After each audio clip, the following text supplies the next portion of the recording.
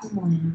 buenos días. Hoy vamos a hacer una presentación de un paper titulado Sarcoma de la íntima de los grandes vasos, presentado en la revista de Radiographics el 1 de marzo de este año. Este trabajo fue realizado por este grupo de autores pertenecientes al Departamento de Radiología e Imágenes Médicas de la Facultad de Medicina de la Universidad de Virginia, Departamentos de Patología y Radiología, Diagnóstico y Medicina Nuclear de la Facultad de Medicina de la Universidad de Maryland en Baltimore, y el Departamento de Radiología de Diagnóstico, Facultad de Medicina de San Diego, de la Universidad de California, en San Diego, California, y el Departamento de Radiología de Diagnóstico del Centro Médico de la Universidad de Columbia en Nueva York. Bueno, los sarcomas de los grandes vasos que se van a describir en el paper son principalmente de la arteria pulmonar y de la aorta. Estas son entidades que son extremadamente raras. De hecho, hasta el momento hay descritos aproximadamente 300 casos de lo que es el sarcoma de la arteria pulmonar y aproximadamente 170 del sarcoma de la íntima de la aorta. Y son patologías que tienen mal pronóstico. No hay factores predisponentes conocidos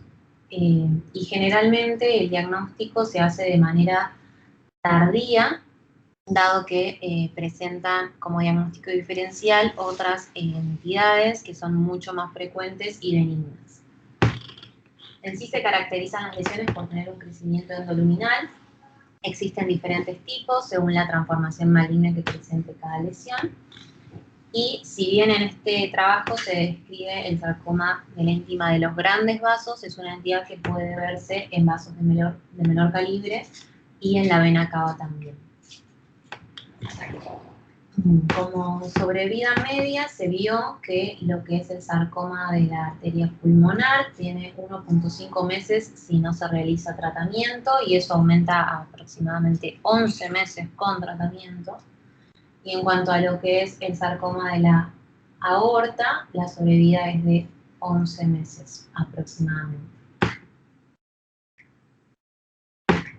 Respecto a la clínica, el sarcoma intimal de la arteria pulmonar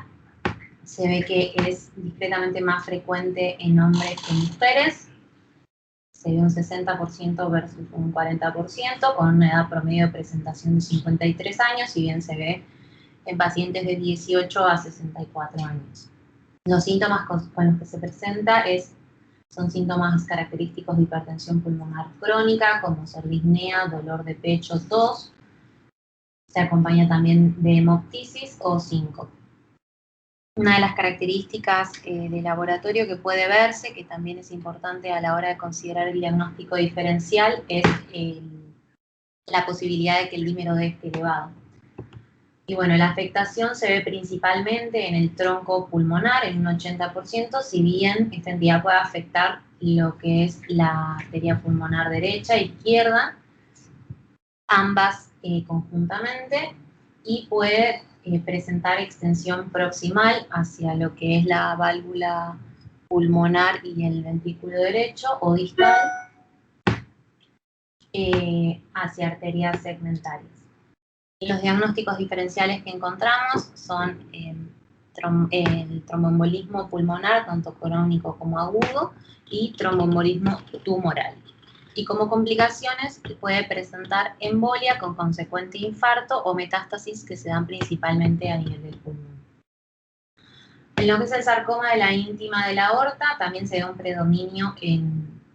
los hombres respecto a las mujeres. En este caso, la edad media de presentaciones a los 60 años, como ya dijimos, son muy pocos los casos descritos, habíamos dicho aproximadamente 170, y se caracteriza por presentar como síntomas claudicación, puede generar embolia, y otros síntomas quizás menos frecuentes son el dolor de pecho, dolor de espalda o abdomen, náuseas o disnea. En cuanto a lo que es el laboratorio, puede presentar aumento de la PCR y de la eritrosedimentación, lo cual es importante tener en cuenta también a la hora de considerar los diagnósticos diferenciales. Generalmente se ve una afectación en el 46% de la aorta torácica, un 12% de la aorta toracoabdominal y un 42% de lo que es la aorta abdominal. por separado. Los diagnósticos diferenciales que tenemos que considerar son principalmente la enfermedad aterosclerótica, algunas vasculitis de vasos grandes, como la vasculitis de Takaysu o células gigantes, y mediastinitis fibrosante para-aórtica. Como complicaciones, esta entidad puede presentar metástasis a nivel ganglionar, óseo, pulmonar, suprarrenal, y cuando está afectado el arco aórtico, las metástasis pueden darse hacia cerebro. Otra de las complicaciones son la obliteración de ostium de las diferentes ramas de la aorta, lo cual puede conllevar a una isquemia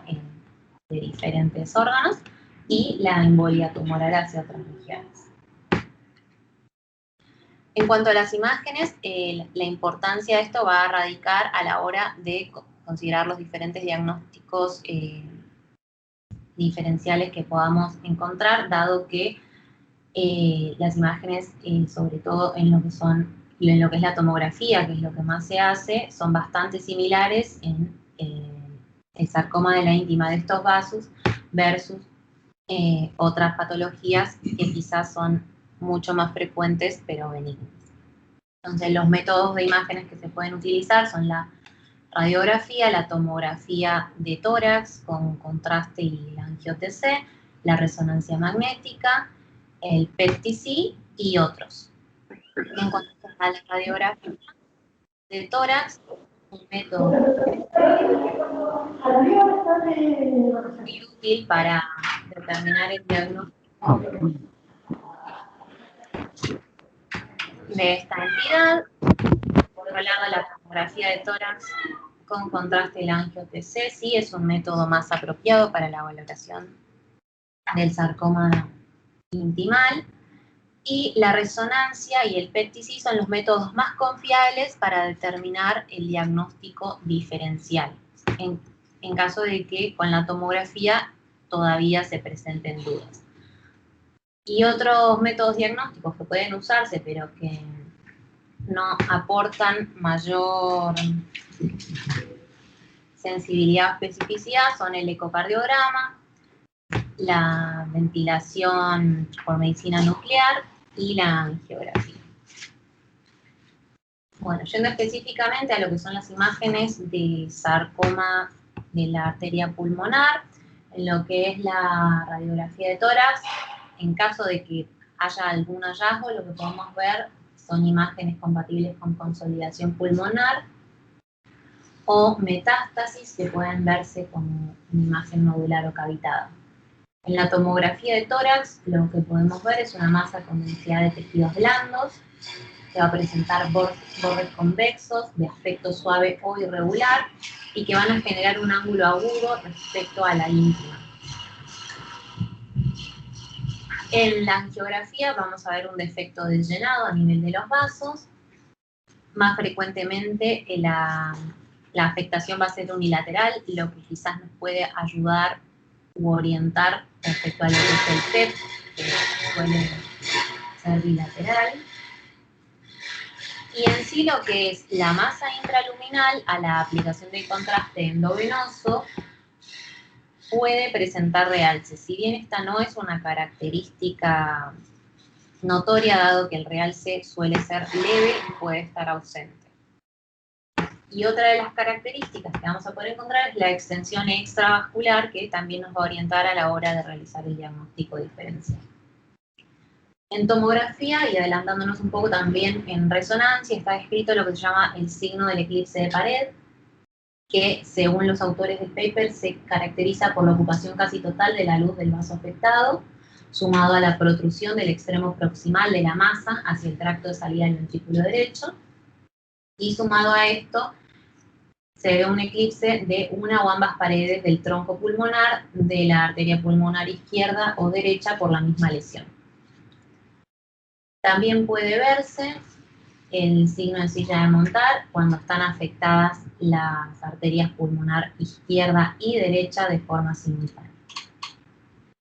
En la resonancia lo que vamos a ver en T1 es una masa ISO a moderadamente hiperintensa, en T2 va a ser ISO a altamente hiperintensa. En las imágenes T2 con supresión grasa se va a realzar la hiperintensidad de la masa. En las imágenes de difusión, la restricción puede ser variable. En la angioresonancia se puede ver el defecto en la luz del vaso afectado.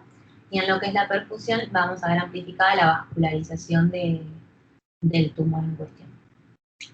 En el PET-CT se vio, en los casos descritos, que sirvió para la realización del diagnóstico en el 90% de los casos, ya que ayuda a diferenciar con entidades benignas que quizás no van a presentar actividad metabólica. Bueno, tenemos varios ejemplos a continuación. Este primero es un sarcoma de la arteria pulmonar que se manifiesta 2 años después de un diagnóstico erróneo inicial de TEP en un paciente de 78 años, y lo que estamos viendo en esta imagen es una angiotomografía en un plano de adquisición axial presentado al inicio cuando se hizo el diagnóstico de TEP, y lo que nos está señalando la flecha es el defecto de llenado, que tiene una base amplia de unión a la íntima en el tronco principal izquierdo. Estas dos imágenes fueron obtenidas 2 años después de que se le hizo el diagnóstico de TEP al paciente. En la primera imagen estamos viendo una radiografía de tórax frontal, y lo que vemos a nivel del campo pulmonar izquierdo es una masa radiopaca de bordes redondeados que pareciera depender del mediastino. Y la segunda imagen es una tomografía en un plano de adquisición axial realizada con contraste, y lo que vemos es una masa con un realce heterogéneo que está centrada en lo que es la arteria pulmonar izquierda, que sería esta, y cómo ha llegado a invadir el ilio y mediastino también izquierdo. Y bueno, también se puede apreciar lo que es un derrame pleural izquierdo. Acá tenemos otro caso, también de un sarcoma de la arteria pulmonar con afectación vascular periférica en este caso, en un hombre de 43 años al que también se le había diagnosticado TEP un mes antes y no había respondido al tratamiento clínico con terapia de anticoagulación. Entonces, lo que estamos viendo son 2 imágenes de tomografía en proyecciones de máxima intensidad. La primera es un plano de adquisición axial, la segunda es un plano de reconstrucción sagital oblicuo. Y lo que podemos observar es un defecto de llenado, señalado por la flecha, las puntas de flecha, también que tienen una base amplia de dependencia de la íntima, y también ubicadas en la primera imagen. Lo que estamos viendo es la arteria pulmonar izquierda, y en la segunda imagen nos deja ver que la imagen se expande a lo que son las arterias lobares superior e inferior también izquierdas. Estas imágenes de PET-CT funcionadas nos muestran un plano axial y coronal, y lo que nos están mostrando es del mismo paciente la captación del radiotrazador dentro de lo que es la arteria pulmonar izquierda y de las ramas, como veíamos en las imágenes anteriores. Esta imagen es una angiografía por resonancia, una reconstrucción coronal con un retraso de 5 segundos, y lo que nos muestra es la perfusión obstruida de la arteria pulmonar izquierda y de sus ramas distales. Otro caso, también de un sarcoma de la arteria pulmonar con afectación de la válvula pulmonar, en este caso, en una mujer de 43 años, fumadora con disnea, que fue lentamente progresiva durante 3 meses, que también presentaba taquicardia y elevación del dímero D. En la primera imagen estamos viendo una tomografía, un plano de adquisición axial realizada con contraste, y lo que vemos es un defecto de llenado bastante grande, que también tiene una base amplia de unión a la íntima, y en este caso vemos que ocupa la arteria pulmonar derecha. En la segunda imagen tenemos una tomografía en un plano de reconstrucción sagital, también realizado con contraste, Y lo que vemos es otro defecto de llenado, en este caso tiene márgenes irregulares y está afectando al tronco de la vena pulmonar.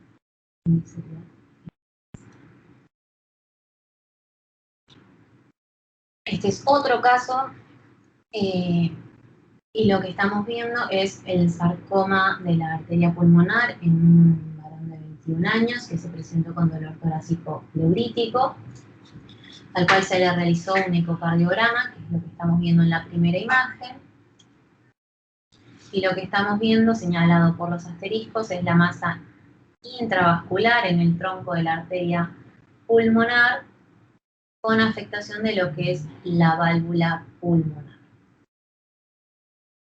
En la segunda imagen vemos una tomografía con contraste, un plano de adquisición axial que nos está mostrando un defecto de llenado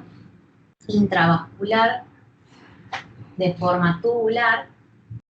que no tiene una amplia inserción a la íntima y se ven áreas lineales de alta densidad que podrían corresponderse con canales vasculares que se encuentren dentro de lo que es la lesión. Serían estos de acá.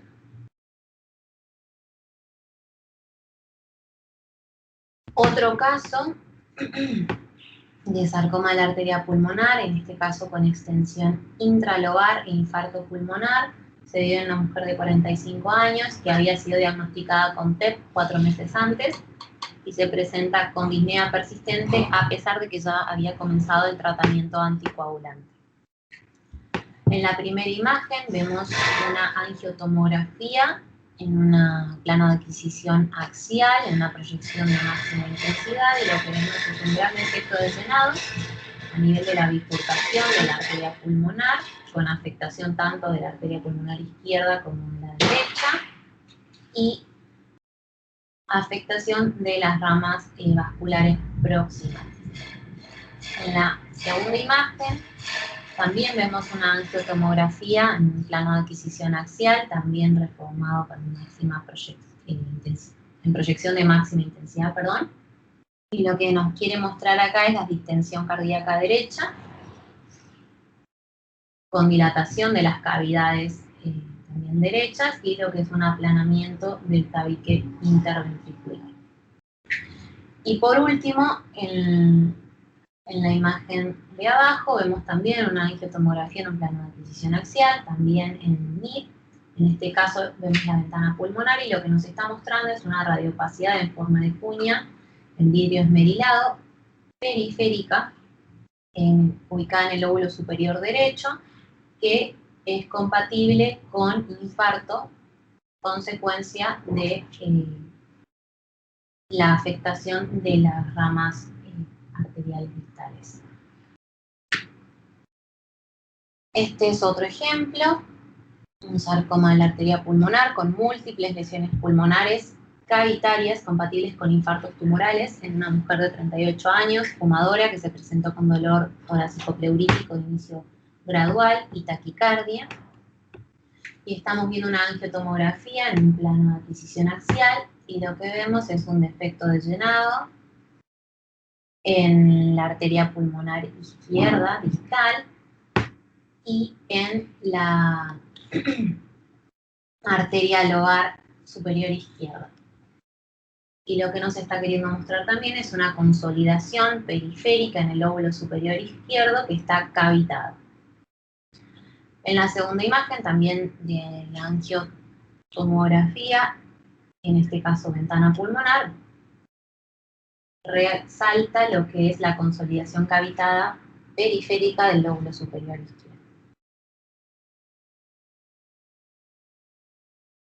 En cuanto a lo que son los diagnósticos diferenciales, nos deja algunos ejemplos de las imágenes. En las imágenes A y B estamos viendo un TEP agudo en la imagen A, perdón, un TEP agudo en silla de montar. En este caso es una tomografía con contraste, un plano de adquisición axial, y nos muestra el defecto de llenado central, con rasgos finos y fibrosos en comparación con la apariencia asimétrica que venimos viendo en lo que es el sarcoma de la arteria pulmonar. En la imagen B es un TEP crónico,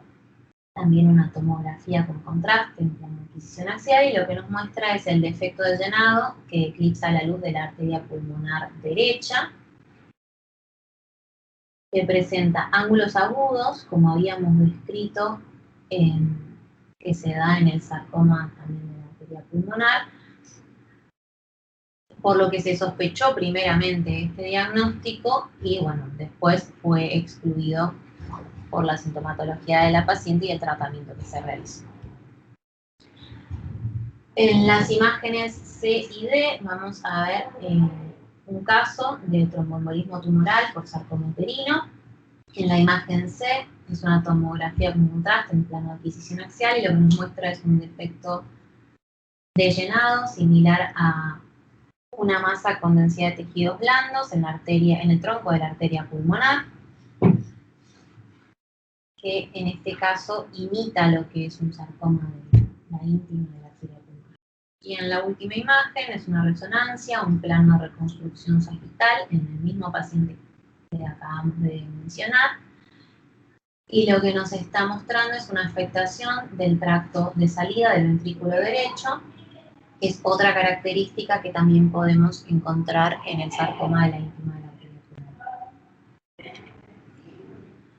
pulmonar. Bueno, a modo de resumen, muchos casos del sarcoma de la íntima de la arteria pulmonar se suelen diagnosticar inicialmente erróneamente como un TEP, dadas las características clínicas y los hallazgos de imágenes que, como vimos, se solapan. Pero bueno, lo que es el sarcoma no se caracteriza por los defectos de llenado lineales delgados, que sí pueden caracterizar a lo que es el TEP agudo o el estrechamiento vascular y las membranas intravasculares que se observan en un TEP crónico. Si estamos considerando una neoplasia primaria o secundaria, pero se sospecha más fuertemente un TEP, uno de los enfoques que se puede hacer es realizar el tratamiento con anticoagulación, realizar una angiotomografía de control y ver cómo evolucionaron las lesiones. Y bueno, la resonancia magnética con contraste y el PET-TC son las recomendaciones más adecuadas para evaluar imágenes,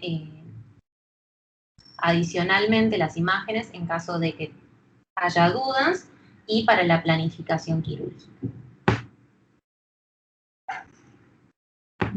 Ahora vamos a hablar de lo que es el sarcoma de la íntima de la aorta, en lo referido a las imágenes. La radiografía de tórax generalmente no presenta hallazgos, a no ser que haya metástasis pulmonares o óseas que puedan verse. En lo que es la tomografía de tórax, vamos a encontrar una masa endoluminal hipodensa de bordes marcadamente irregulares, que pueden verse lobulados también. A la aplicación de contraste endovenoso, si bien puede presentar realce, y esto puede diferenciarlo de otras entidades, generalmente el realce es escaso o ausente. Lo que sí nos va a marcar una diferencia con otros diagnósticos diferenciales es la extensión extravascular, y bueno, tener en cuenta que podemos encontrar metástasis también en las imágenes. Por otro lado, la resonancia magnética va a mostrar las limitaciones del flujo intraluminal del trayecto afectado, va a delimitar mejor lo que es la invasión mural y la extensión extravascular, y estas lesiones está descrito que pueden acompañarse por lo que es un aneurisma o disección que se van a ver con mejor definición en la resonancia. De nuevo, en caso de aplicación de contraste, el realce que vamos a ver es variable, pero generalmente es escaso a ausente. El PET-TC, la mayoría de las lesiones va a presentar actividad metabólica, aunque esta característica no nos va a servir para distinguir el sarcoma de la íntima de la aorta de otras patologías inflamatorias, como mencionamos, como posibles diagnósticos diferenciales. En esta entidad hay muy pocas imágenes que ejemplifican, dado que hay muy pocos casos descritos al momento. Entonces, lo que vemos en este caso es un sarcoma de la íntima de la aorta que fue mal diagnosticado preoperatoriamente como un ateroma de la íntima en un hombre de 58 años que se presentó con dolor torácico intermitente en los últimos meses. La primera imagen es una angiotomografía en un plano de reconstrucción sagital y lo que estamos viendo es el defecto de llenado intraluminal que se ve alargado de márgenes bien irregulares en lo que es la aorta torácica. La segunda imagen es una angiotomografía en un plano de reconstrucción coronal, reformado proyección de máxima intensidad, y lo que estamos viendo señalado por las puntas de flecha es la lesión que involucra la mayor parte de la aorta torácica descendente, pero como podemos ver señalado por el asterisco, no llega a afectar la aorta torácica inferior ni la abdominal superior. Este es el mismo paciente, en este caso las imágenes de PET-CT fusionadas, el plano de adquisición axial y de reconstrucción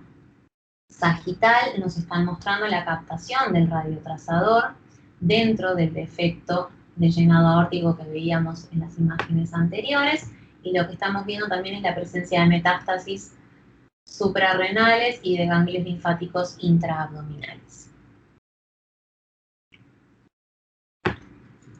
Este caso es un sarcoma de la íntima de la aorta que se manifiesta con embolia sistémica en una mujer de 61 años, que tuvo un inicio agudo de dolor y sensación de frío en el pie derecho, y presentaba antecedentes de isquemia mesentérica, también atribuida a un trombo aórtico, según la historia clínica que presentó la receta. En la imagen estamos viendo una angiotomografía de tórax, una reconstrucción sagital oblicua, y lo que nos está mostrando el asterisco es una masa intraluminar de bordes irregulares dependiente de la pared de la aorta, asociado a un engrosamiento de la íntima adyacente, también con rebordes irregulares. En esta imagen, una angiotomografía, una plano de adquisición axial, nos muestra la masa intraluminal de bordes irregulares que está afectando el lumen de la aorta torácica descendente. Y se le realizó una angiografía, en este caso vemos una proyección coronal bilateral de las extremidades inferiores, una proyección de máxima intensidad, y lo que nos está mostrando es cómo se produce un stop en el flujo de los vasos tibiales del lado derecho, que no presenta flujo colateral distal, lo cual le estaría generando el dolor y el pie frío a la paciente. En cuanto a lo que son los diagnósticos diferenciales del sarcoma de la íntima de la aorta, en la primera imagen estamos viendo una tomografía con contraste en plano de adquisición axial, y lo que vemos es una placa de ateroma grande con un trombo de la íntima ya organizado en la aorta torácica descendente, que se ve aneurismática y revestida por una placa calcificada. En la segunda imagen vemos un plano de reconstrucción coronal, una tomografía con contrastes, y lo que vemos también es una ateromatosis prominente a nivel de la íntima con un aneurisma trombosado de la aorta abdominal. Entonces, nos aclara que es más probable que el sarcoma de la íntima de la aorta tenga márgenes endoluminales lobulados, gruesos, o lo que describen como peludos, y la placa calcificada adyacente es poco frecuente que se dé, que es lo que estamos viendo acá. En la imagen C es una tomografía con contraste, un plano de adquisición axial, y lo que estamos viendo es un trombo que se describe como flotante en el arco aórtico por una densidad intermedia y una calcificación puntiforme en el centro. En la imagen D, una tomografía con contraste en un plano de adquisición axial, vemos un trombo de la íntima flotante también a nivel del arco aórtico con una densidad uniforme y baja, y nos aclara que en el sarcoma de la íntima temprano puede llegar a simular un trombo de la íntima focal. Por último, en estas imágenes, en la primera imagen lo que estamos viendo es una tomografía en un plano de reconstrucción sagital con contraste, y nos está mostrando el caso de una aortitis de Takayasu con un engrosamiento de la pared segmentaria de la aorta descendente que presenta calcificaciones puntiformes, y aclara que la aortitis puede producir un engrosamiento de la pared lisa, pero sin componentes endoluminales, a diferencia del sarcoma de la íntima de la aorta. Y en la última imagen vemos una tomografía, un plano de adquisición axial con contraste, y nos muestra una aortitis bacteriana con un aneurisma penetrante focal en la aorta torácica descendente, que es una apariencia inusual, pero que se puede ver también en el sarcoma de la íntima de la aorta. Y a modo de resumen,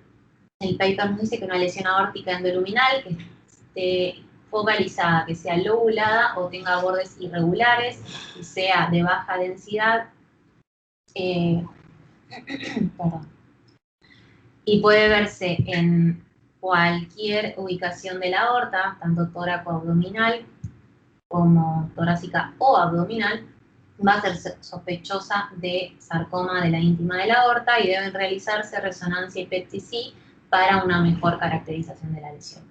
El aspecto en la tomografía se suele malinterpretar fácilmente como una placa ateromatosa prominente, un trombo de la íntima o incluso una rotura aórtica focal trombosada. Los hallazgos típicos del sarcoma de la íntima van a incluir una lesión localizada, casi oclusiva, que generalmente va a presentar enfermedad metastásica, especialmente en lo que es huesos, pulmones, hígado, ganglios linfáticos y glándulas suprarrenales, y va a presentar fenómenos embólicos distales.